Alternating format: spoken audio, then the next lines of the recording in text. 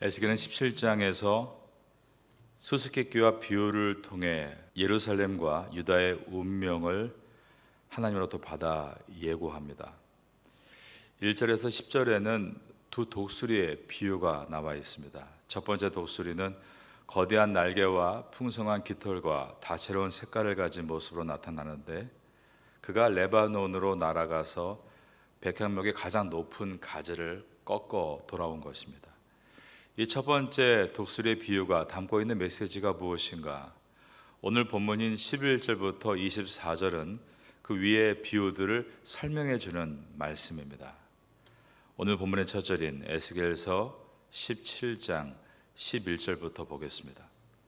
여호와의 말씀이 또 내게 임하여 이르시되, 너는 반역하는 족속에게 묻기를 너희가 이 비유를 깨닫지 못하겠느냐 하고, 그들에게 말하기를 바벨론 왕이 예루살렘에 이르러 왕과 고관을 사로잡아 바벨론 자기에게로 끌어가고 라고 하셨습니다. 독수리는 바벨론 왕 느부갓네살을 상징하고, 레바논의 백향목은 유다 왕국을 상징한다라고 하셨습니다. 가장 높은 가지는 유다의 왕, 그 당시에 여호야킨을 상징하는 것으로, 그를 꺾어갔다는 것은 여호야킨이 포로로 끌려갔던 주전 597년의 사건을 말씀합니다. 바벨론은 주전 597년에 유다 나라를 2차로 침공하면서 백향목의 높은 가지인 여호야킨 왕을 유다에서 꺾어서 바벨론의 포로로 끌고 갔던 것입니다.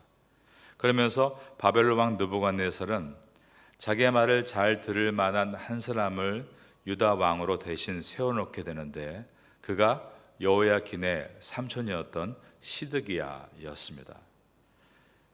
이 내용이 17장 13절에 들어있는 것입니다. 13절입니다. 그 왕족 중에서 하나를 택하여 언약을 세우고 그에게 맹세하게 하고 또 땅에 능한 자들을 옮겨갔나니, 여기에 나와 있는 왕족 중에 하나를 택했다가 바로 시드기야를 말하는 것입니다.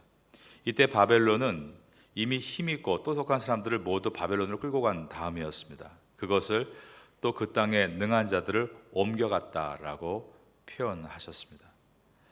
바벨론이 이렇게 한 목적은 이스라엘의 힘을 다 빼므로 바벨론의 속국으로서 말을 잘 듣게 하기 위해서였습니다.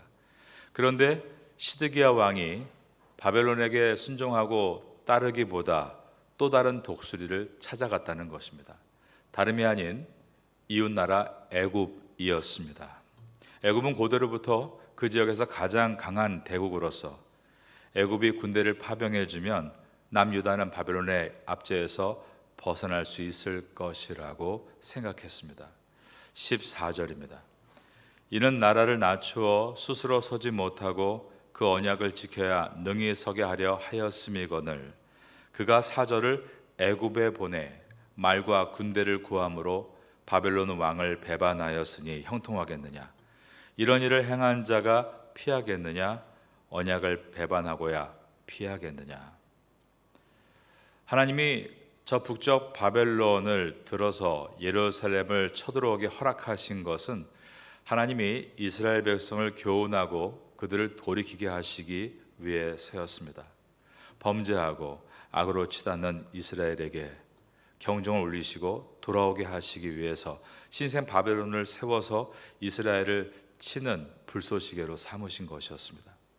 하나님이 원하시는 것은 이스라엘 백성들이 이러한 상황들에 대해서 자신을 깊이 돌아보며 하나님의 사람으로 신앙을 회복하고 바르게 이어감으로 다시 옛날과 같이 유럽과 아시아와 아프리카를 잇는 이 사통발달한 팔레스틴 땅에서 온전하게 서기를 바라셨습니다.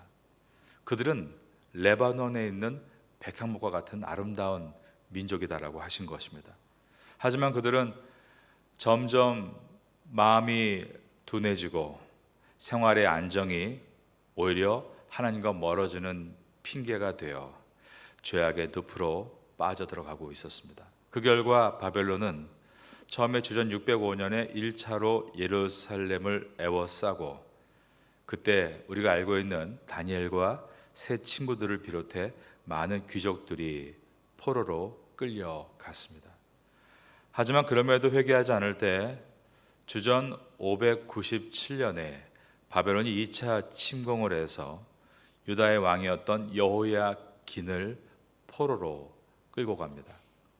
이때는 이제 이스라엘 백성은 바벨론의 포로 생활의 운명을 받아들여야 했고, 오히려 하나님은 예레미야 선지자를 통해서 말씀하기를 이제는 바벨론에 들어갈 준비를 해야 하고, 비록 어려운 고통의 시간이 되겠지만 그 시간을 잘 지나서 연단의 사람이 되어 고향으로 돌아와 다시 일어나야 한다라고 말씀하시는 때였습니다. 이것을 전했던 선지자가 에스겔 선지자보다 조금 먼저 부름받았던 예레미야이고, 그는 에스겔과 거의 동시대를 함께 일했던 사람입니다.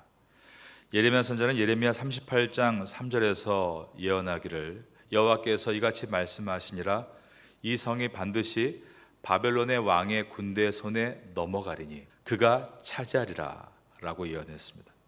하지만 시드기야 왕은 예레미야가 전하는 하나님의 경고를 무시하고, 그리고 하나님의 뜻을 전하는 예레미야를 시위대 뜰에 가두고 진흙 구덩이에 처박고 말았습니다. 예레미야 38장 6절에 보면 그들이 예레미야를 끌어다가 감옥들에 있는 왕의 아들 말기야의 구덩이에 던져 넣을 때에 예레미야를 줄로 달아내렸는데 그 구덩이에는 물이 없고 진창뿐이므로 예레미야가 진창 속에 빠졌더라 라고 되어 있습니다. 이처럼 시드기야는 하나님의 경고를 무시하고 원 독수리인 바벨론과의 약속을 어기고, 또 다른 독수리 애굽을 의지하려고 하다가 결국 나라는 망했고 시드기야는 두 눈이 뽑혀 바벨론에 끌려가서 죽는 비참한 최후를 맞이하게 됩니다. 이때가 바벨론의 3차 침공이었던 주후 586년에 있었던 사건입니다. 그런데 하나님은 아직 3차 침공이 있기 전쯤 2년 혹은 3년 전쯤에 에스겔 선지자를 통해서 이 이야기를 예언하게 하시며 시드기야에게 미리 말씀하신 것입니다. 16절입니다. 주 여호와의 말씀이니라 내가 나의 삶을 두고 맹세하노니 바벨론 왕이 그를 왕으로 세웠거늘 그가 맹세를 저버리고 언약을 배반하였은즉 그 왕이 거주하는 곳 바벨론에서 왕과 함께 있다가 죽을 것이라. 이처럼 하나님은 에스겔 선지자의 입을 통해 시드기야의 앞으로 될 운명을 미리 말씀하신 것입니다. 하나님은 말씀합니다. 너희가 지금 의지하고 있는 그 애굽은 절대로 너희를 돕지 않을 것이다. 17절입니다. 대적이 토성을 쌓고 사다리를 세우고 많은 사람을 멸절하려 할 때에 바로가 그 큰 군대와 많은 무리로도 그 전쟁에 그를 도와주지 못하리라. 여기서 바로는 애굽의 왕을 말합니다. 하나님은 이스라엘의 왕과 백성들이 바벨론과의 언약을 어기고 뒤로 애굽과 새 언약을 맺으려고 하는 것은 먼저는 하나님의 말씀을 업신여기고 배반하는 것과 같은 것이다 라고 하셨습니다. 18절부터 보겠습니다. 그가 이미 손을 내밀어 언약하였거늘 맹세를 업신여겨 언약을 배반하고 이 모든 일을 행하였으니 피하지 못하리라. 그러므로 주 여호와의 말씀이니라 내가 나의 삶을 두고 맹세하노니 그가 내 맹세를 업신여기고 내 언약을 배반하였은즉 내가 그 죄를 그 머리에 돌리되. 우리는 어려운 상황에 직면할 때 평상시보다 더 열심히 교회를 나올 수 있고 기도의 자리로 나올 수 있습니다. 그것은 나쁜 것이 아닙니다. 그때 우리의 가난한 마음에 하나님은 우리에게 많은 것을 말씀하십니다. 평상시 때 들리지 않았던 말씀이 고난으로 이어질 때 우리의 가난한 심령에 선명하게 들어옵니다. 그러므로 예수님은 마태복음 5장에서 팔복을 말씀하실 때 첫 번째로 심령이 가난한 자가 복이 있다라는 말씀은 우리가 심령이 가난하게 됐을 때 하나님의 말씀이 더 선명하게 들리는 것이 복이다라는 뜻인 것입니다. 그런데 이때 하나님의 뜻을 말씀을 통해 분명하게 알게 됐음에도 불구하고 많은 사람들은 그 순간 하나님의 뜻을 따르기보다 자기의 생각과 뜻을 또 따라갈 때가 많은 것입니다. 약속을 번복하면 안 된다는 것을 깨달았음에도 자기 이익을 쫓아서 사람들과의 약속도 어기고 계약도 위반하기도 합니다.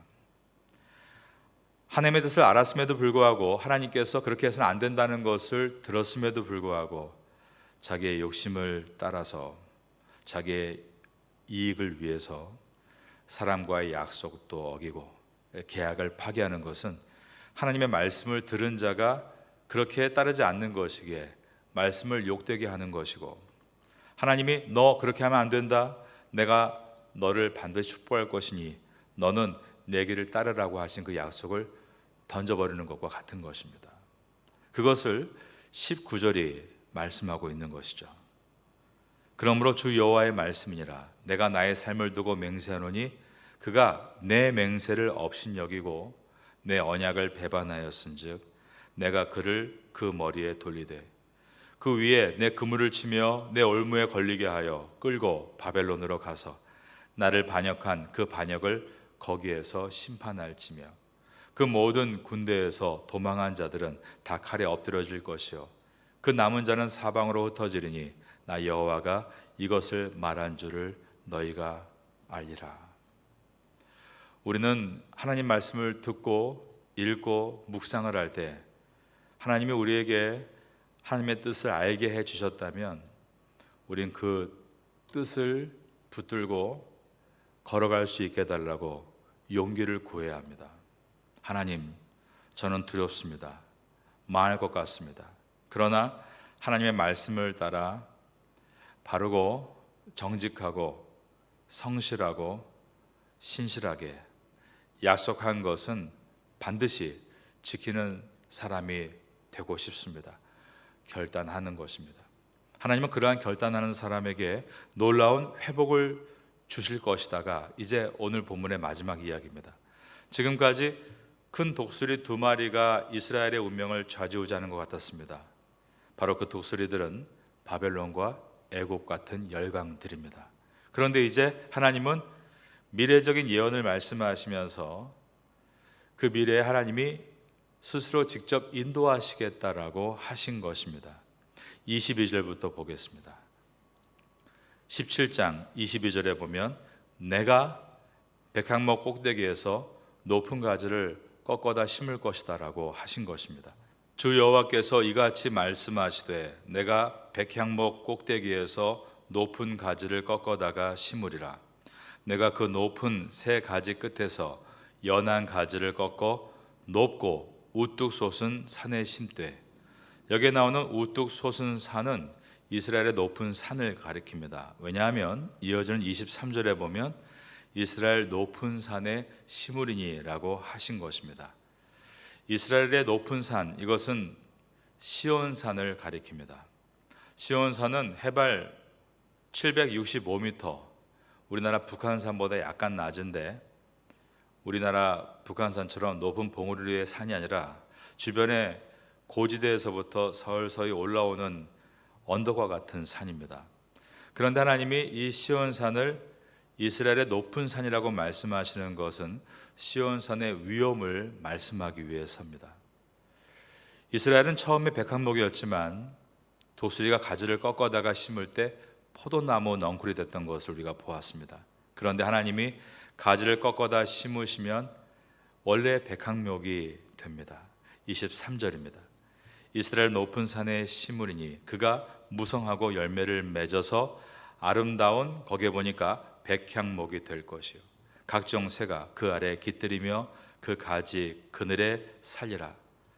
즉 이 말씀은 원래의 백향목 그대로 회복될 것이라는 말씀이고, 예전과 같이 이스라엘이 하나님 앞에 복을 받아 많은 사람들에게 안식처가 되고 신앙적인 귀감이 될 것이다 라는 말씀을 각종 새가 그 아래에 깃들이며 그 가지 그늘에 살리라 라고 표현하신 것입니다. 여러분 모두가 이러한 복을 받기를 예수님의 이름으로 축원합니다.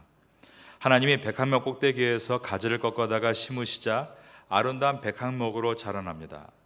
각종 새가 그 나물 그늘 안에 깃들이고 있는 것은 이 땅에 다윗의 후손으로 오실 메시아 예수 그리스도에 대한 예언입니다. 왜냐하면 이사야서 11장 1절에 보면 이새의 줄기에서 한 싹이 나며 그 뿌리에서 한 가지가 나서 결실할 것이요 라고 하며 이 땅에 오실 메시아 예수 그리스도를 통해 궁극적인 회복이 이루어지리라고 예언했는데, 이것을 뒷받침하는 말씀이 이사야 다음 세대에 있었던 에스겔서 17장 오늘 본문 23절인 것입니다.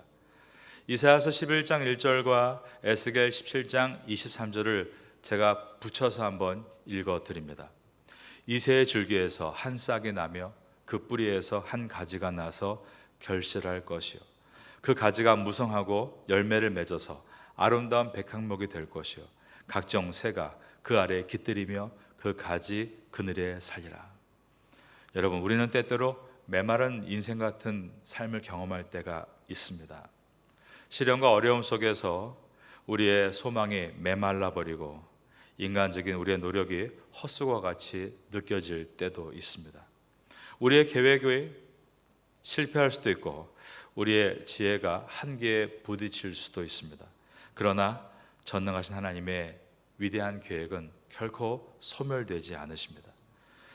주님은 그들에게 다시 새로운 소망과 비전을 부어주신다고 하시며 약속하신 것이 바로 이 땅에 오시는 메시아 예수 그리스도였습니다. 우리는 모두가 오늘도 이 아침에 그 메시아 예수 그리스도 십자가를 바라보며 구원받은 성도로 예배를 드리고 있습니다. 여러분 인생 가운데 어려움들은 과정일 뿐 여러분의 운명이 아니라는 것을 잊지 마셔야 됩니다. 여러분의 운명은 구원 얻은 백성으로 이 땅에서 주신 사명 잘 감당하다가 영광의 주님을 뵙는 것이 우리의 진정한 운명인 줄로 믿습니다. 성도는 그러한 믿음을 가지고 나아가는 사람들입니다. 오늘도 하나님께서 우리에게 하루를 주실 때 우린 선택해야 됩니다. 이 하루를 내가 생각하고 걱정하고 근심하고 내 길을 갈 것인가, 아니면 그 모든 것을 다 주님 앞에 내려놓고 하나님의 은혜를 구하고 그 은혜의 힘을 가지고 달려갈 것인가. 우린 잊지 말아야 됩니다.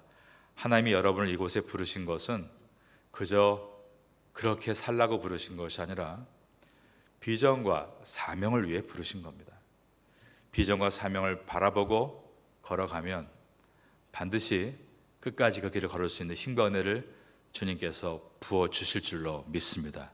온전한 성도로 회복되는 기간 될 수 있기를 예수님의 이름으로 축원합니다.